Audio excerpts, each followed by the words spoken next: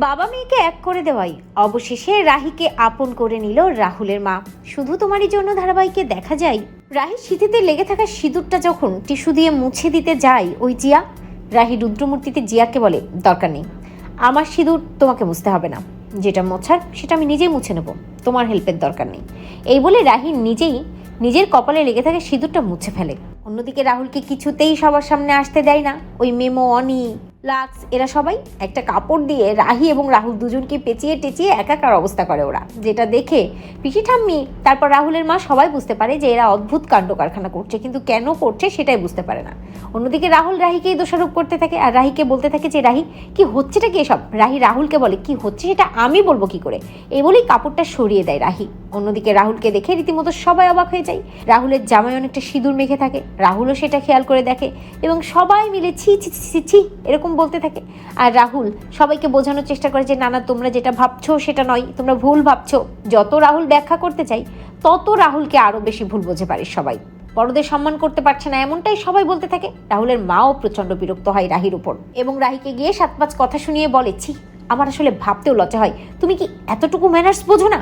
রাহুলের মা রাহিকে যখন বকাঝকা করতে থাকে তখন রাহুল তার মাকে বলে, মা তুমি ভুল বুঝছো, রাহিকে এভাবে বকো না। জিয়া দাঁড়িয়ে দাঁড়িয়ে ভাবে, ও আচ্ছা, তার মানে আন্টি একেবারেই রাহিকে পছন্দ করে না, ঠিক আছে, এই সুযোগটাই আমাকে কাজে লাগাতে হবে। এই বলে জিয়া রাহুলের মাকে উস্কে দিয়ে বলে, আন্টি আন্টি আপনি এরকম কেন করছেন, আসলে রাহি তো অনেক কিছুই করেছে রাহুলের জন্য, আফটারঅল রাহি তো রাহুলের স্ত্রী না, আর রাহুল এই জন্যই হয়তো ওর স্ত্রীকে বাঁচানোর জন্য কথা বলছে।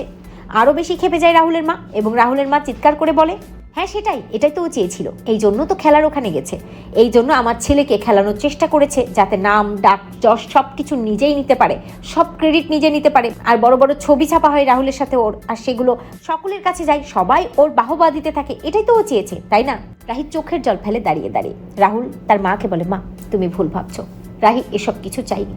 রাহি কিন্তু আমি জিতে যাওয়ার পর ওই মাঠে আর একটা মিনিটও দাঁড়িয়ে থাকেনি, এমনকি আমার সাথে রাহির বড় বড় ছবিও ছাপা হয়নি, তুমি যা বলছো সবটাই ভুল বললে।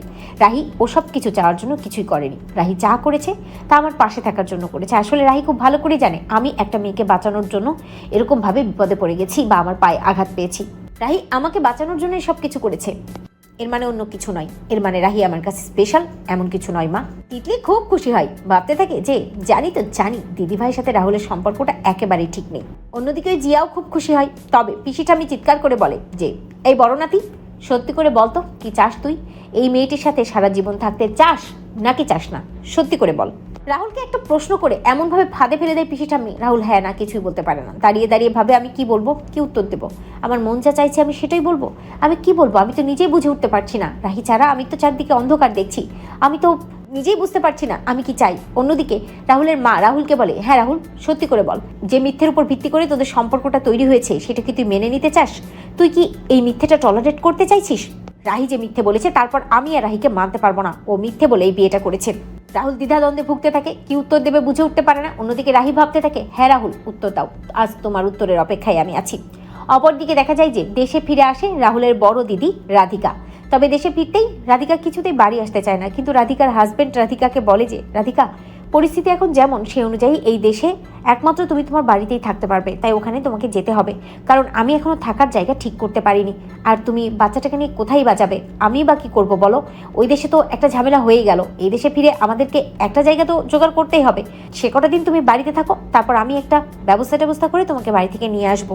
রাধিকা তার সন্তানকে নিয়ে ওই বাড়িতে চলে যায়। যখন পিসি ঠাম্মি একের পর এক প্রশ্ন করছে রাহুলকে, রাহুল কি উত্তর দেবে বুঝে উঠতে পারছে না। যখনই রাহুল কিছু একটা উত্তর দিতে যায় ঠিক তখনই সেখানে রাধিকা এসে দাঁড়ায় এবং গোটা বিষয় ঘুরে রাধিকার দিকে চলে যায়। রাধিকাকে দেখে প্রচন্ড ক্ষেপে যায় রাহুলের বাবা। রাহুলের বাবা প্রচন্ড রেগে গিয়ে রাধিকাকে বলে, কেন এসেছো এ বাড়িতে, কেন এসেছো এই বাড়িতে। রাধিকা বলে, বাবা বাবা আমি এত বছর পরে এলাম, তুমি আমার সাথে এরকম করছো, ভাইয়ের বিয়ে হয়ে গেছে তবুও তোমরা কেউ আমাকে। রাহুলের বাবা বলে, কিসের ভাই, কার ভাই, কেন তোমাকে নিমন্ত্রণ করা হবে বলো, তোমার সাথে এ বাড়ির কোনো সম্পর্ক নেই, যেদিন তুমি ওই ছেলেটিকে বিয়ে করেছো সেদিন থেকে আমি ভুলে গেছি আমার একটা বড় মেয়ে ছিল, সেটা আমার 3টে সন্তান, আমি আর একজনের কথা ভুলে গেছি। মনে করতে পারছো না কাকে বিয়ে করেছিলে, যে কিনা আমার মুখের উপর বলেছিল এই কান্ট্রিতে নিজের দেশে সে লুজার হয়ে বাঁচতে পারবে না, আর তার জন্য তুমি ওই ছেলেটির সাথে বিদেশ ফেরত ছেলেটির সাথে হাত ধরে বিদেশে চলে গিয়েছিলে, আমার মান সম্মান ডুবিয়ে চলে গিয়েছিলে। এবং সবার সামনে আমাকে এটা প্রমাণ করে দিয়েছিলে যে আমি আমার সন্তানকে নিয়ে আশা করে ভুল করেছি। সবাই আমাকে বলেছিল, তোমার স্পোর্টস টিচার আমাকে বলেছিল তুমি দেশের নাম করবে, তুমি স্পোর্টসম্যান হবে, তুমি সবার মুখ উজ্জ্বল করবে, তোমাকে নিয়ে আমাদের দেশ গর্ব করবে।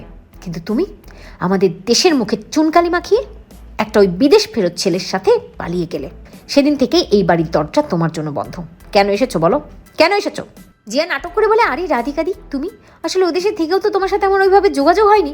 রাধিকা বলে, হ্যাঁ জিয়া, তোর সাথে আমার কথাই তো হয়নি ওই দেশে, তুই ছিলি কোথায় বলতো? জিয়া মনে মনে ভাবে, না সত্যিটা তো সামনে আসতে দেওয়া যাবে না, একটু কথাটা ঘুরিয়ে নি।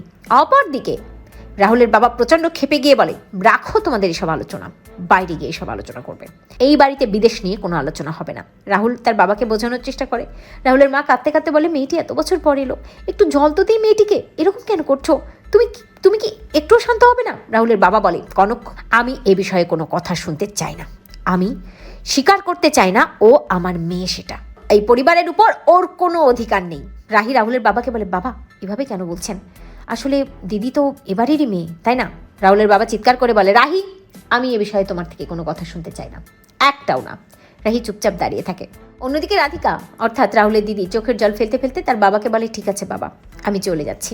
এই বলেই যখন চলে যেতে যাই ঠিক তখনই রাহি এগিয়ে যায় এবং রাধিকাকে বলে, দাঁড়াও দিদি, যেও না। সবার বিরুদ্ধে গিয়ে এগিয়ে যায় রাহি এবং তার শ্বশুরমশাই অর্থাৎ রাজীববাবুর সামনে গিয়ে দাঁড়িয়ে বলে, বাবা আপনি কাকে বাড়ি থেকে চলে যেতে বলছেন? নিজের অস্তিত্বকে, নিজের একটা অংশকে? আপনি যাকে বাড়ি থেকে চলে যেতে বলছেন সে আপনার সন্তান, আপনি তাকে ভালোবাসেন, আপনি তাকে দূরে ঠেলে দিয়ে কি নিজে সুখে থাকতে পারবেন, ভালো থাকতে পারবেন? আপনি তো নিজেকেই কষ্ট দিচ্ছেন বাবা। একবার তাকিয়ে দেখুন, এত বছর পর দিদি তো আপনার কাছেই এসেছে, এই দেশে এসেছে।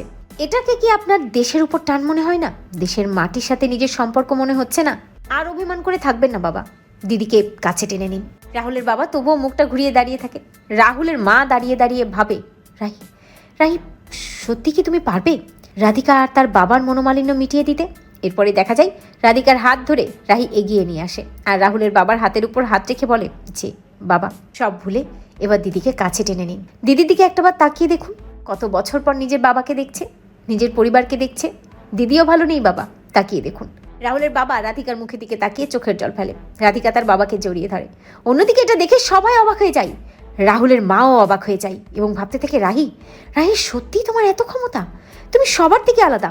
এত বছর ধরে যে সম্পর্ক ঠিক হয়নি সেই বাবা মেয়ের সম্পর্ক তুমি ঠিক করে দিলে রাহি। অনি এগিয়ে এসে বলে, মা এটাই বৌদিদি, জানো তো সব কিছু ম্যাজিকের মতো ঠিক করে দেয়, এটাই বৌদিদি। রাহি যখন চোখের জল ফেলতে ফেলতে উপরে চলে যেতে যায় বাবা মেয়ের মিল দেখে, তখন রাহুলের মা রাহিকে ডাকে এবং রাহিকে বলে, দাঁড়াও, কোথায় যাচ্ছ, এদিকে এসো।